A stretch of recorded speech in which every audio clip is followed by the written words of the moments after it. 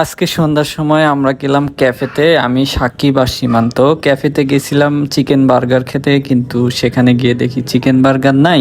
তারপর আমরা কি করব, বসে থেকে এসির বাতাস খাচ্ছি আর ভাবতেছি আরো কি খাওয়া যায়। কিন্তু তারা খুব সুন্দরভাবে আমাদেরকে বলে দিল এখানে তাদের ফাস্টফুড আইটেম ইতিমধ্যে শেষ হয়ে গেছে। কিছু না থাকলেও রয়েছে ছোট্ট কিউট একটা ক্যাট, যেটা আমার দিকে ফ্যাল ফ্যাল করে তাকিয়ে। সেটা তো আর খেতে পারবো না, তাই চলে আসলাম নদীর পাড়ে। নদীর এই পারে আসলে ছোট্ট একটা বাঁশের সাঁকো, আর বাঁশের সাঁকোর নিচে রয়েছে ছোটখাটো ডিঙ্গি নৌকা। নৌকার মধ্যে রাতে স্নিগ্ধতা পেরিয়ে আমরা তিনজন বসে আছি। অসাধারণ একটা পরিবেশ, নদীর কলতান আর চারিদিকে বাতাস। তিনজন তিন মুডে বসেছিলাম। তার পাশে ছোট্ট একটা হোটেলে গেলাম চা খেতে, কিন্তু এই গরমের মধ্যে তো আর চা খাওয়া যায় না, তাই ঠান্ডা কিছু নিলাম, দই নিলাম। কিন্তু দই খেতে বসে দেখি পাশে দেখলাম মায়ের মতো একটা বৃদ্ধ বয়স্ক মহিলা, তাকে দেখে খুবই মায়া। পরবর্তীতে জানলাম যে সে খুবই অসহায় এবং খুবই। আমরা দই খেতে খেতে নানা ধরনের পেশাল পাড়া শুরু করলাম, এর পেশাল ওর পেশাল, চাকরির পেশাল।